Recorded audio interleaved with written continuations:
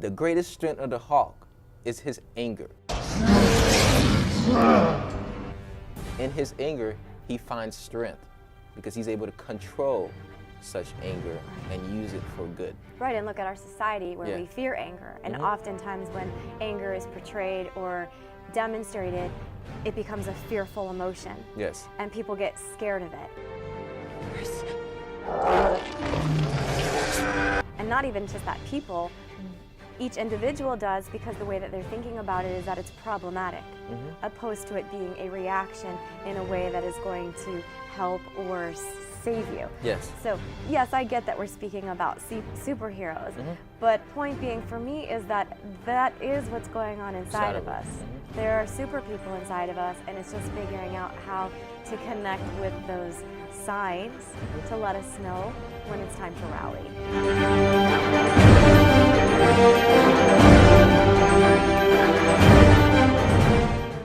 We'll get you on this show, talk about your dreams, aspirations, goals, whatever you want to discuss that's going to help somebody get better.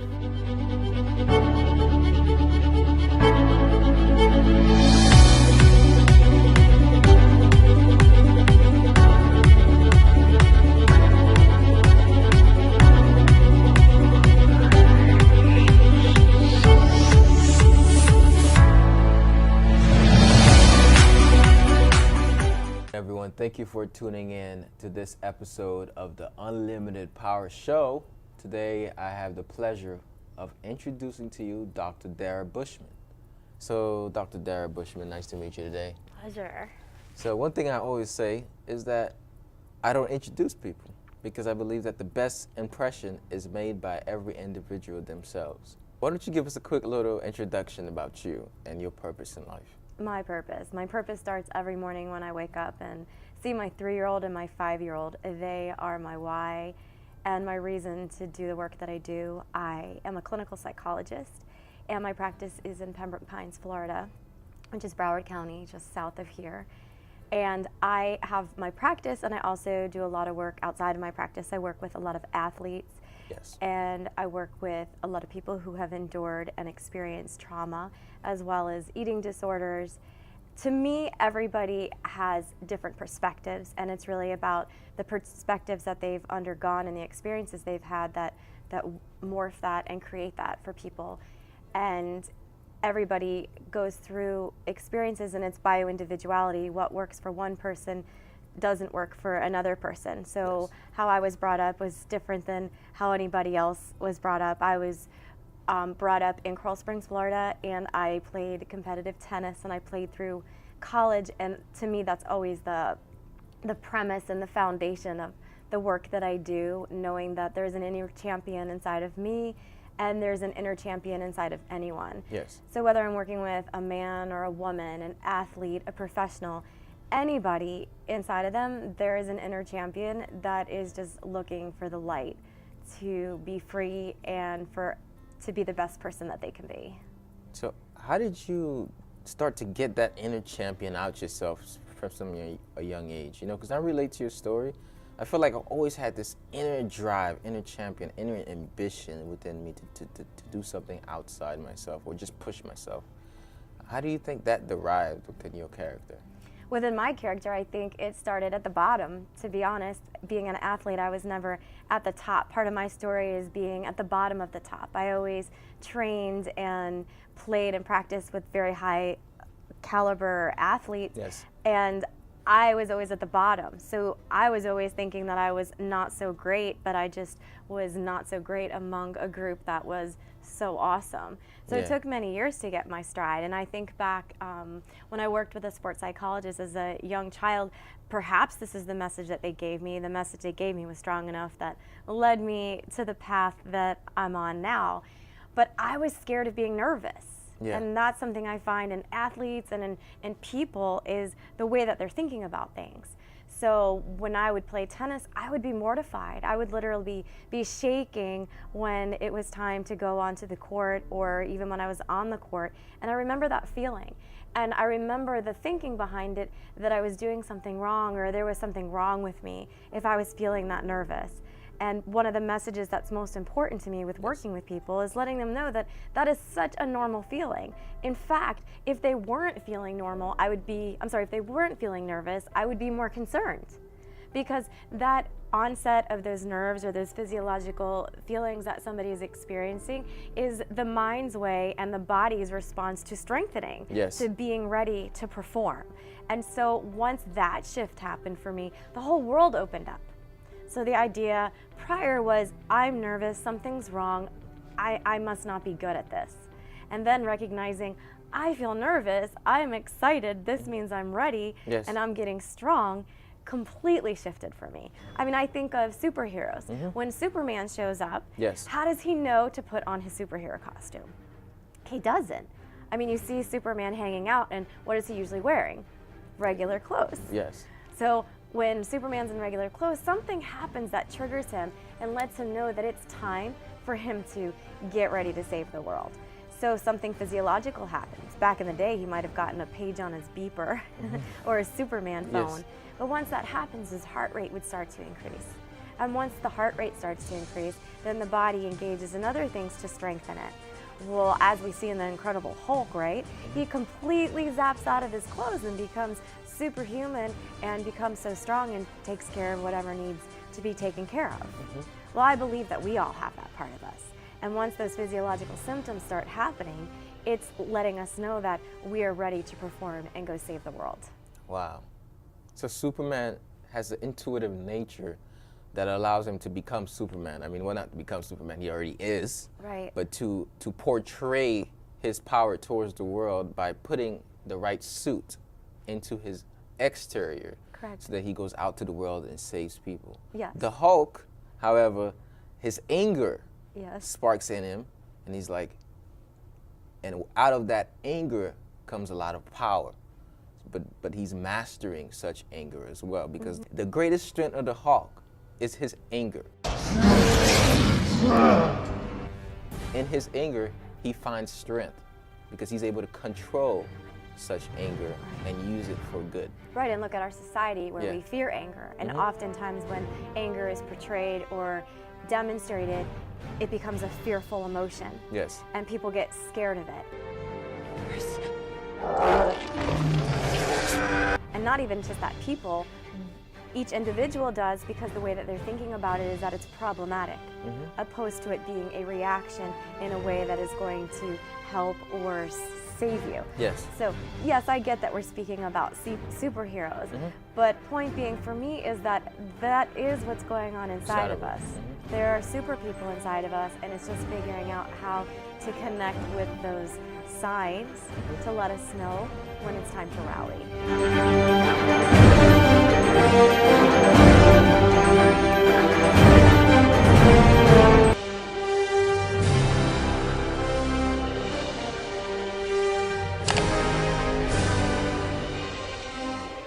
So signs and emotions. So what role does emotions play in our lives in bringing the best version of ourselves out? And how do we use certain emotions to help our lives thrive? Well, I think first and foremost is knowing that feelings are not facts. Where people get challenged or stuck often is they get stuck in a feeling, thinking that they're feeling a certain way, therefore there's a sense of meaning, that meaning of the feeling becomes their identity. We're the only life form that goes around feeling frustrated. If a rabbit is eating carrots and a fox comes along, what does a rabbit do? It stops eating the carrots. And the moment the fox leaves, what does the rabbit go back to doing? Eating the carrots. Right, and the rabbit's not sitting around going, oh, do you think that fox thinks I'm fat because I'm eating the carrots? Or what did the fox think of me? Or when is the fox gonna come back? The rabbit just goes right back to eating its carrots. So we're the only life form with preoccupation. Hence, you never see birds dive bombing into trees. You only see humans fumbling over each other and falling over our own feet, because we have this preoccupation in our mind. So when it comes to emotions, emotions are what they are. Fear and anger are physiological responses to perceived threat. So it's about perception. So emotions are perception. You and I can go outside to the parking lot right now and there could be a lot of people, Yes. and our interpretation of what's going on could be completely different.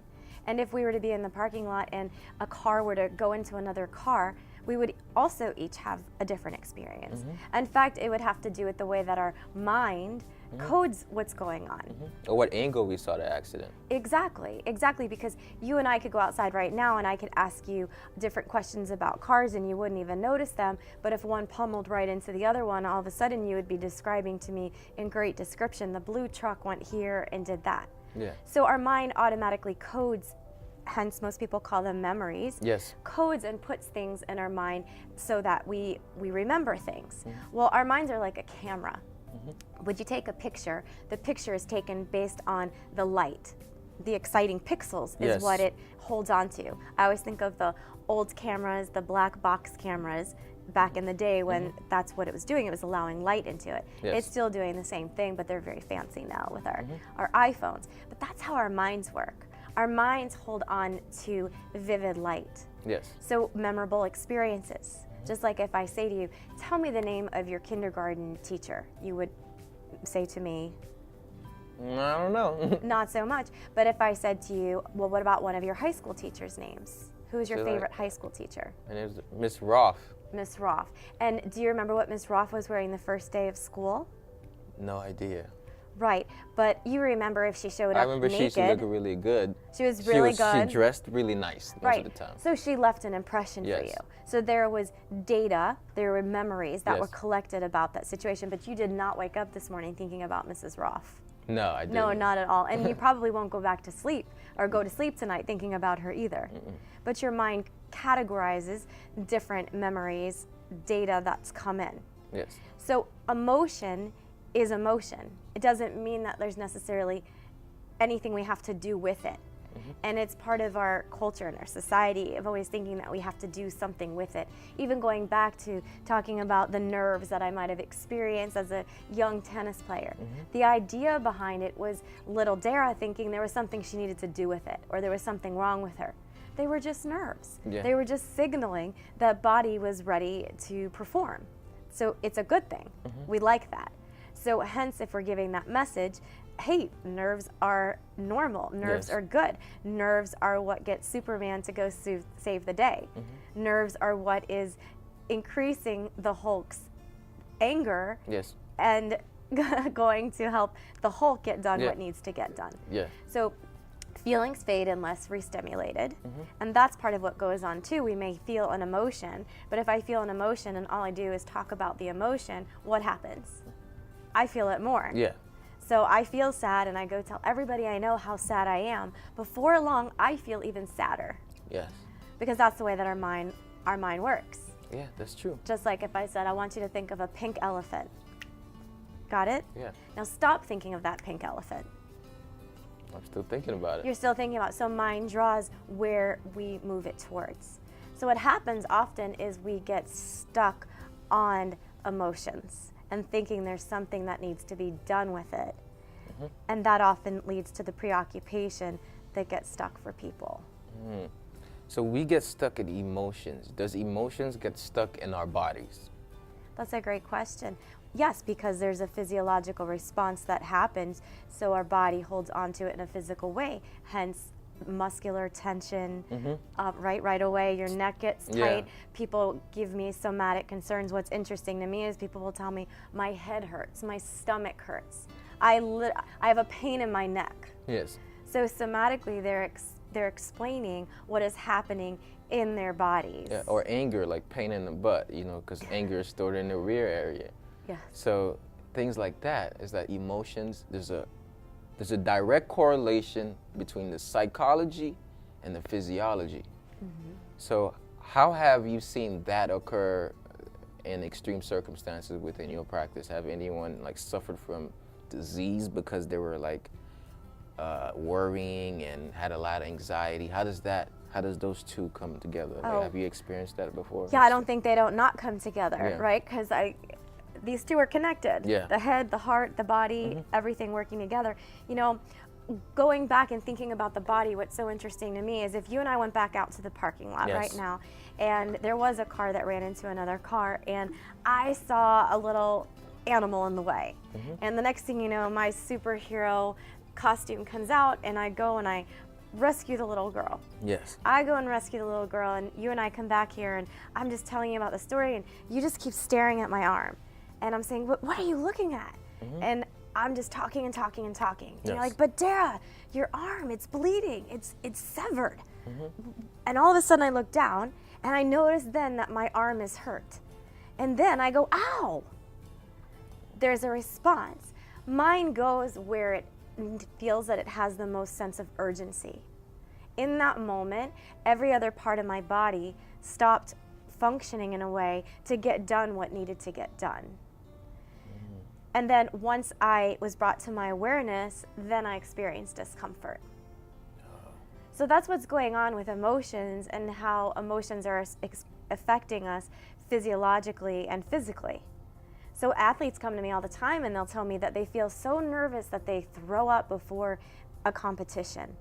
And they can't understand it. Or the biggest joke in the locker rooms is what? That an athlete has diarrhea, or they can't go to the bathroom, or they're feeling bloated, right? So there's all this potty talk going on about when they're going to compete, which isn't much different that's going on in our life. A person comes and says, I have this huge presentation and I just feel sick to my stomach. I haven't eaten all day.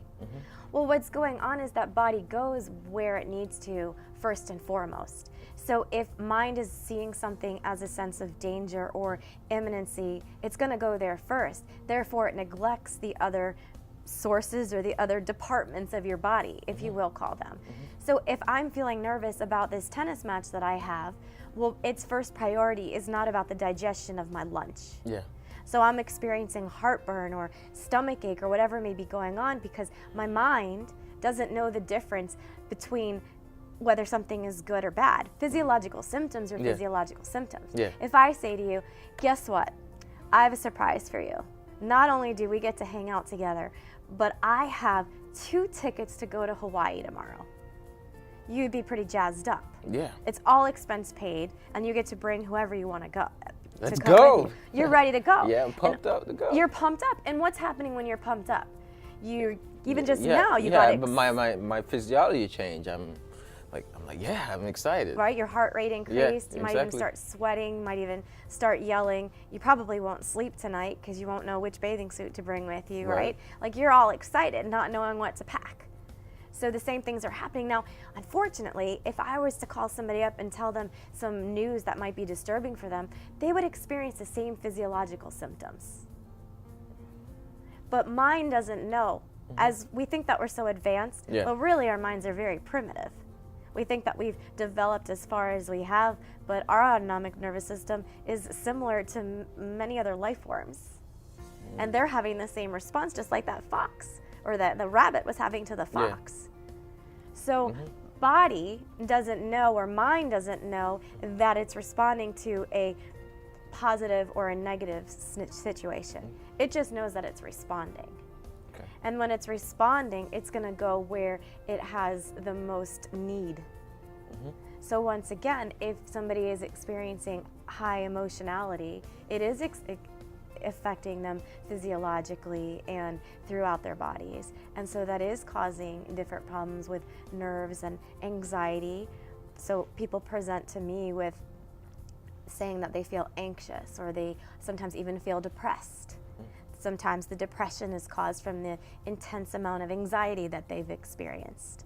Or they may have different things come up that they feel stuck, and memories might be stuck for their head. But they're feeling that they're not getting where they want to get in their life and experiencing their best self. And what would you say is the main causes of anxiety? Well, the way that mind has been thinking about things, the way that mind has been reading the data. What can we do about it? We can dismantle it. I think of anxiety like a big grandfather clock. If you had a big, complicated, very intricate grandfather clock, and we were to take out one gear out of the whole clock, what would happen? It would not work properly. It would not work. So although anxiety can seem very difficult to dismantle, it's very simple, because because of it being so complicated, if we take one component out of it, it no longer works. And the way that our minds typically are working around anxiety is thinking that something needs to be done. Mind is reading an old situation as being current. Because what is being anxious? It's not being present. If I'm anxious, I'm thinking about something that has happened before. Or something that might happen later. Correct. I'm not right here. But right now is something happening. No. But our minds are very thrifty at thinking of things in a global kind of way, thinking that it's all-encompassing. So would you say like being present is an important aspect of dealing with anxiety? Because in this book, The Power of Now, go check it out. I just thought I should give out some book suggestions. This book had changed my life, changed a great thought pattern. Is that every day we can literally look at it as if there's one moment to live, and that there isn't a past or a present. That every circumstance is either the present now, the past present, and the present to come. Yes.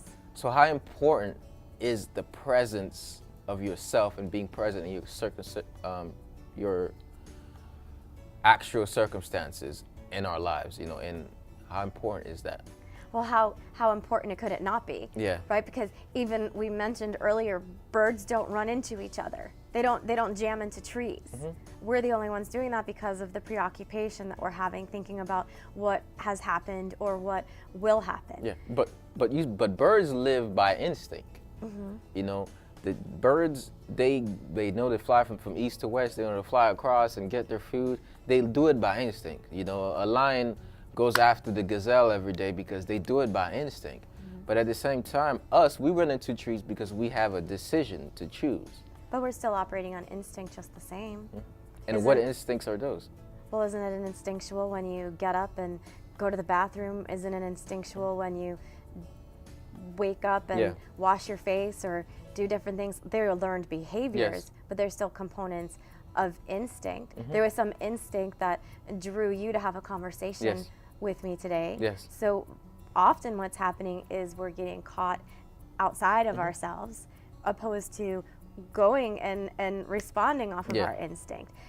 People ask me, what kind of work do you do, and how do you practice differently than other psychologists? And often I will say to them, well, I am national board certified as a hypnotherapist, right? And I also am trained in rapid resolution therapy. And rapid resolution therapy is what's getting people fast, effective shifts in the time that I'm spending with them. And people say, well, how is that happening? And if you do hypnosis, am I not going to know what's going on? And I explain to them that working with them, I feel that I'm taking them out of a hypnotic state. Being in a hypnotic state is not being in the present. I mean, I don't know about you, but I frequently go to drive somewhere, and before I know it, I miss my turn. Or I go up the stairs to get something, and I can't even remember what I went to go get. Well, I don't think I intended for that to happen. What was going on was below the level of conscious awareness for me in that moment. So my work is taking people out of a hypnotic state and bringing them present, so that they are aware and taking what's going on in the background for them. I think of working with people like clearing out the apps on their phone. You know how you have your apps open and you can't download a new message or nothing's going to come through? Well, for me, the job is to clear that out. So if that's cleared out, then mind is open to receiving new information. So it's that those old apps that are getting in the way of the new information. So instinctually, it's all there. It's the other static around it that's getting in the way. So if it's about the power of now, now is what's going on. But it's not at a conscious level that these things are going on. Because if I saw a guy and he was on a Bluetooth and he was shaking it because he wanted to listen to another song, I would say, hey guy, you gotta go change it at the source. You've gotta go change your phone to change that song. And that's what's going on for us. People know what they're thinking and what they're feeling. Just like someone says, go get happy. They're trying to get happy, but where that switch is not getting flicked to be happy is below the level of conscious awareness. Some people are not aware of what they're actually saying and how they're programming themselves. And one thing you said is that the application, clearing out the apps. You know, we become in a hypnotic state because we programmed our lives to focus on certain things. Yes. So would you say that has a play, the programming of yourself? How does that play into the instinctively, the things we do by instinct? How does your programming? Oh, it's getting people stuck. Yeah. Right? That's why people, when they say they want to lose some weight, it's not about the weight, it's what's going on at a deeper level that's getting in their way of that shifting for them. So it's shifting perspective about the way they've been thinking about it. So if somebody is coming in and they're anxious about something, it's helping them understand the way that their mind has been working. It's often not what people are thinking, it's the way they've been thinking about what they're thinking. Right? So I might be upset, and me being upset is not problematic. It's the whole banter that goes on around it of thinking that I shouldn't be upset, that I should stop being upset, that there's something wrong with me because I'm upset. Right? Opposed to just, I'm upset. I'm just upset. And asking, do you think asking why am I upset is any significant, or should we not even think about that? For me, not in that moment. What does it matter why you're upset? Right? Just the more that you're thinking about trying to not be upset, any more than you're trying to not think of a pink elephant, you continue to think about being upset more. Or thinking, oh, I'm upset. I said, oh, I took a breath. Why? I'm living still, you know, why should I should carry on with my energies. You know, how do we let emotions come and go? How do we because you said we shouldn't focus on emotions, we shouldn't think they're bad or, you know, necessary, because they have their purpose. How do we let them go, just go in and out? How do we do that? Well, you just mentioned it, acknowledging it. Yeah. Right now, I feel blank, right now. Okay. Opposed to, because, you know, you see somebody and they say, I feel mad. And they're just all day, I feel mad. My whole day is mad. I'm mad. Hi, I'm mad. Or like, I'm having a bad day. They're having a moment. Like, what constitutes as a whole bad day? Exactly. I mean, it would have to be a lot of stuff for the whole day. I'm sure we could find, so I would say, like, just tell me something that's gone okay. I mean, you're here right now. Something happened okay. Yeah, there are people across the world really having a bad day. Like, yeah. Yeah, like, but hey, you had one bad morning. Somebody cut you off. Right, but that's about perspective. Yeah. Because you only know what you know. So yes, we're always more fortunate but that's the glass empty or the glass half full, correct? The glass empty is glass half. So do you believe that there's a balance between looking at the empty part of the glass and looking at the full version, the half full version of the glass? Because some people say, well, I need to focus on the glass is half full. That's the pessimism, the optimistic mindset. And some people are like, I need to look at it as half empty only. Right. That's the pessimistic aspect. Is it better for us to have the both aspects of, well, it is half full. You know, this is a positive view. But it could also be half empty, because there's also a negative. So how important is balancing the positive and negative influences in our lives? Well, what I know is if I have two plants in my hand, and I have one plant that looks like it is completely, doesn't have a prayer. Yes. And then I have another plant that seems that it has a chance, and I only have this much water. Where would I put the water? The one that's has a chance of making it. Yes. So wherever I put my energy is where my energy grows. So if I'm focusing on the glass that's half empty, then all my energy is going, and then the half empty glass just got 3/4 of the way empty, and then I have a whole empty glass. If I'm focusing on the glass that's full, it's just filling and magnifying. So where we put our energy is where it grows. So often people are spending a lot of time looking at what's not working. Yeah. I'm proposing, let's work on what is working. You know, people come to me all the time, and I think it's so amazing to me how coaches still continue to ask, so what'd you do wrong there? I want to hear, so what did you do right there? What did you do well, so that we can keep focusing on that? Because I don't know about you, but when I wake up and things are going okay, and then I'm willing to do more stuff. Yes. But if I wake up and the toothpaste gets spilled and all we do is talk about the toothpaste spilling, then it does feel like an awful morning. Yeah. So I want to move ahead to what is working, and when something is working and I'm focusing on it, the other things that aren't as strong just kind of file suit and rise up with me. So I believe that there's a certain duality about life, and that we lose and we gain. We learn throughout all those things. So how do we begin to not only make the shift in perspective, but make a shift in learning ourselves, learning more, knowledge to help us grow, personally develop? What are some advice that can you give to people to start to grow their minds and grow their consciousness, grow their idea of their own mental their psychology? Well, if they're watching this right now Yes. and even listening to this, we already know that that's happening for them because they're listening and they're open to the idea. So we can't make anybody do anything, but I'm thinking anybody who's watching this is already farther along in that process than they even realize. Right? So anybody you're talking with Yes. is already there. If they're engaged and they're willing to have a conversation with you via in this kind of way Yes. or in any context, they're hearing what they're saying and they're feeding that energy from you. So congratulations, you're already getting that done.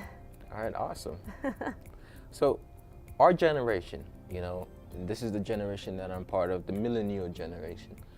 A consistent reoccurrence and thing that I notice is that we're very anxious. We look at our friends' situations and we compare ourselves to other people. We believe we should be farther than we are. We deal with depression, addiction. We have a lot of us sometimes we're healthier. We're healthy. A lot of us we're active, but at the same time, a lot of us are not. What steps are you taking into impacting that generation? Well, I think first and foremost is creating some guidelines and boundaries in a sense around technology. Yes. I think that's a key player that's going on right now. We're just so involved externally outside of ourselves opposed to internally. I feel that we're going through the motions of doing it like you're describing. We're more health conscious and have this idea around growing wellness and prosperity, but what's going on in between is really confusing. Yeah. I think of how many people come to me and tell me they have difficulty staying focused, and there's such an increase of attention deficit disorder. Yeah. But then I look at the way that social media and technology is literally training us to multitask. Yeah. So our ability to stay focused is diminishing. You get on your computer and you're not just doing one thing. You're in 5 windows. You're on your phone. It's not even as if you're just texting. If you go on a social media app, there's pop-ups and flashes, and you're being demanded, asked to do multiple things in one viewing. Yeah. So our minds are being reprogrammed, pre-programmed to do things in a different manner. Look at kids don't write cursive anymore. No. So taking the skill of sitting and writing. Yeah. I don't know about you, but I even noticed it in myself. I would go to text something and I'm like a wizard. If I go to sit down and write a greeting card, there's a slowness in it. Mind has to catch up with my hand. So it's no wonder that there's a difficulty staying focused and being deliberate and having intentionality around the things that we're doing, because we're being programmed to do multiple things at a time. Also leading with our perceptions of self and the ideas outside of ourself of getting on social media and everybody's been trying to keep up with the Joneses since the beginning of time. Yes. It's just been doing it in different capacities, and now it's just in mass. It's exemplified. And before you go into the idea, and I want you to continue it, some of my friends have gotten to me like, I had to get off social media because I feel depressed about my life because I see other people enjoying. Yes. So what's the purpose? What's the psychological purpose of that, reason for that? Of the social media? No, Or that they're feeling like that? Yeah, why do people feel that way? Because they're normal. That would make sense to me. Yeah. I think, right? I think we're finding so many reasons of like, what's wrong with us for feeling that. Well, that's exactly what the billion-dollar industry wanted to happen. And when you're feeling that drawn to it, then you're going to keep doing it. The industry lures on our senses and our subconscious and our unconscious. They're tapping into it. Yeah. You put think even if you go back to when you were a kid and you went to the movies and you're sitting at the movies and all of a sudden you're into the scene and you're having a good time, and the next thing you know you're like, you're startled because there's this music in the background. Yeah. That's a message, a subliminal message that's at a level of consciousness that you're not aware of. And that's what's going on when we are on social media and when we are using technology. There are so many inserts and things that are going on in so many layers. It's so multifaceted and multi-sensory of what's going on. So when someone comes and says, man, I feel so bummed because everybody else's life looks this way on Facebook, it's like we should just call somebody and congratulate them on their wonderful job of media, because the way that we do that now is then we go buy something. Or we go find a quick fix. Or we go to a party or get some alcohol or whatever, sex. Yes, well, the whole industry though is preying on that. Because doesn't sex sell? Doesn't alcohol sell? Doesn't all of that is about if you feel sad or lonely, you'll see commercials for alcohol because everybody's at a party. But you'll also, there's a message of when you're sad and you're alone and you're doing it by yourself. I think they should have the Super Bowl commercials of people just all lonely and staggering the streets in depression after drinking some alcohol. But the whole idea of it gets made to us that it's a positive and it's uplifting, and it's not. It's like our ideals and idols also come from media. It's like you watch a movie, right? And you see how the socially constructed environment in that scene in that movie and how they react to each other. And then you find yourself reenacting that in real life subconsciously. Correct. You're just like, you don't even know why you're saying or responding or judging that person or having that predetermined idea of how this person was going to be. Like, oh, this Chinese person must eat bugs. Like, I'm just saying that because I do not believe that. It's not my concept. This is just the first thing that came to my mind of like something you saw on TV. So at some point you were exposed to it, and that's what came to mind for you. I don't know why that came to mind. You're watching Chinese people eating bugs.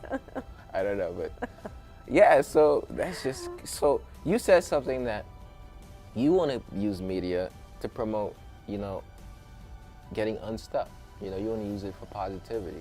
So what is our roles, me and you, people in the health industry, what is our roles to bring out this positivity through the media so that we can add into the brain, we can't add, but we can sing out signals so that people can pick up to then build better ideals and ideas about themselves?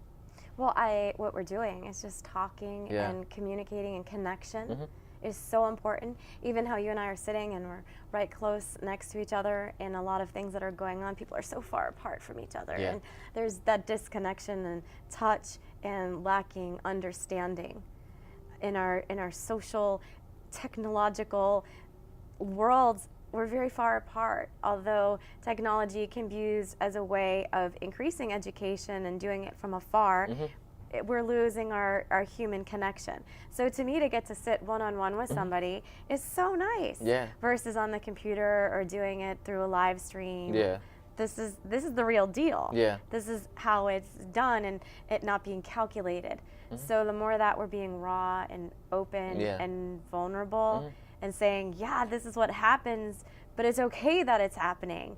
It's all right, is sending a message to our youth and beyond everybody that like it's okay, because we've gotten these messages that things are not okay, and it has to be it has to look a certain way and act a certain way, and there's these preconceptions that have happened, and that's where that stuckness is.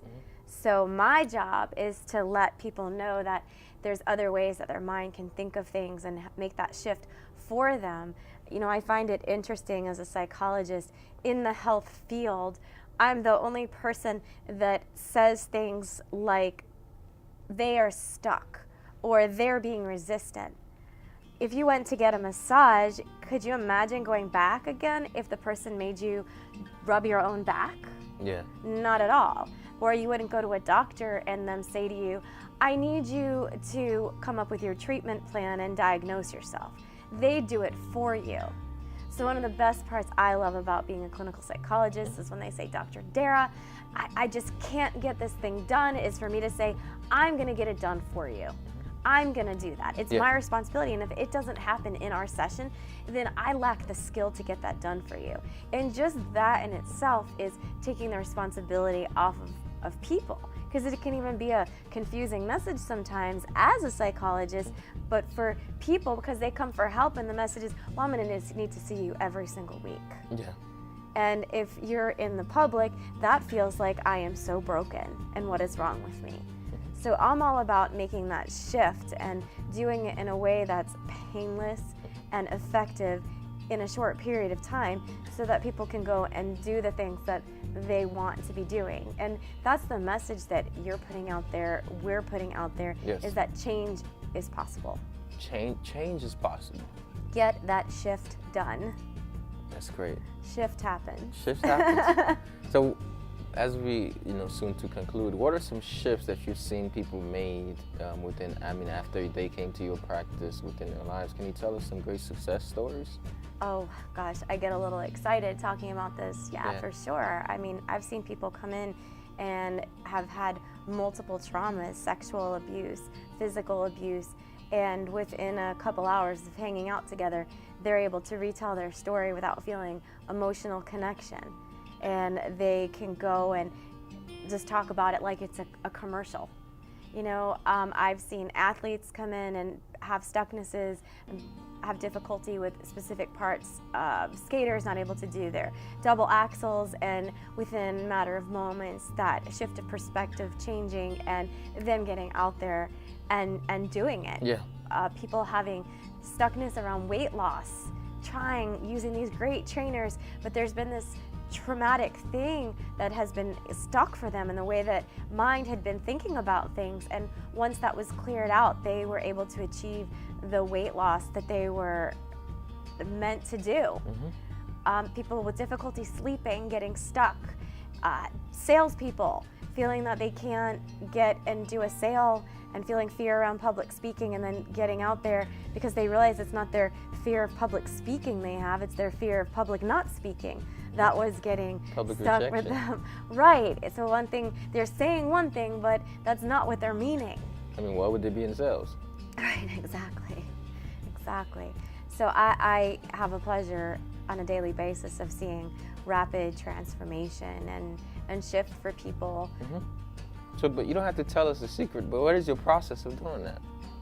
Like, do you first, the person comes, or what is the process and the quick little bullet points that you do? Well, number one is you're creating connection with somebody. You're connecting with them, and they're feeling understood and feeling like you're really getting the heart of what's been going on from them. And it's not because I'm asking a lot of questions about what's happening. Often I'm asking minimal information, just a headliner of how things have been for them, but them feeling that you've got it, and offering them a way that mind thinks about things. Letting them know that it's not what's been going on for them, it's the way that their mind has been reading information, creating that aha, like, wow, well that makes sense. So it's not that something is wrong with me, it's that something is right with me. I'm feeling nervous because I'm excited. I'm feeling nervous because I like what I'm doing. I'm feeling nervous because I care about what I'm doing. So I've been thinking wrong about what's going right with me. Yeah. I like that. I like that a lot. So shifting that around, and then where they've been feeling stuck and mind has been unconsciously having that stuckness, making that shift for them. So I believe that there's little T's and big T's. Yes. Right? I don't throw around the word trauma lightly, but we all have different perceptions of something that's gone on. And you and I went out in the parking lot and we saw this thing that happened with these cars, and one of us doesn't even think about it twice and the other is feeling preoccupied by it, right? So mind is reading data, information that went on around it. So we shift that, and then the both of us are not thinking about it in any other way than it was two cars that collided, and it couldn't have been any other way. It didn't have anything to do with us. Nothing could have been done differently. It just is what it is. Yes. And then there's like a good day. So how do we have better days? You know, how do we have a fulfilling life, feeling that every day we're waking up is awesome, it's great? How do we have that sense of energy, sense of enthusiasm towards life? I think it's going to be bio-individuality that's going to work differently for everybody. That's why there's so many different philosophies and people and voices, because everybody's going to connect with something that's different. But as a whole, I think it's focusing on what is working, and the fact that you're sitting with us right now and listening to us lets me know that you are even farther ahead of this process we called life than you are even thinking that you are, because where we get stuck is thinking that we could be doing it differently or be ahead of it even more than we are. So where you are right now is exactly where you need to be. All right. Dr. Dara Bushman, amazing you. conversation. Amazing having you here. You're such great insight, such great knowledge, such great wisdom. How can someone watching here today that clicked with you, how can they get in contact with you to take advantage of the shift that you're going to help them make? Well, you can go to my website. It's drdara.com. You can Facebook me, Dr. Dara Bushman, or Instagram, Twitter. Again, it's Dr. Dara or Dr. Dara Bushman. And I will look forward to connecting with some new people. All right.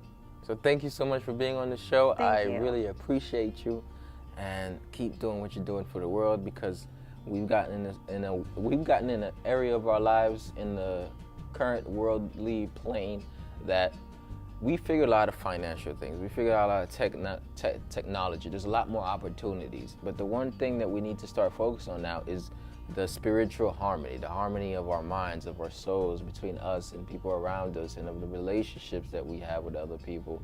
And like she said, connecting, you know. We are interconnected, but we're not interconnected. So how do we get that inner connection? So I believe that in the future, the best professions are going to be people who help people with their inner selves. And that's the new era. We've had all types of ages, and I think we're going to have the spiritual awakening, or the conscious awakening era. So thank you for your contribution to the world. Thank you.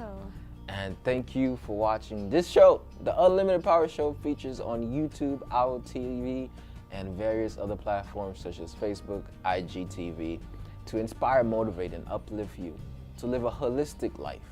That's the mind, body, nutrition, spiritual, financial, emotional, holistic. And I want to remind you that you have the unlimited power to achieve whatever it is that you want. But until you believe that, the world will forever miss your talents, your gifts, and all the great things that you have to offer. So let your light shine. Don't hide it. Don't dim it. Thank you.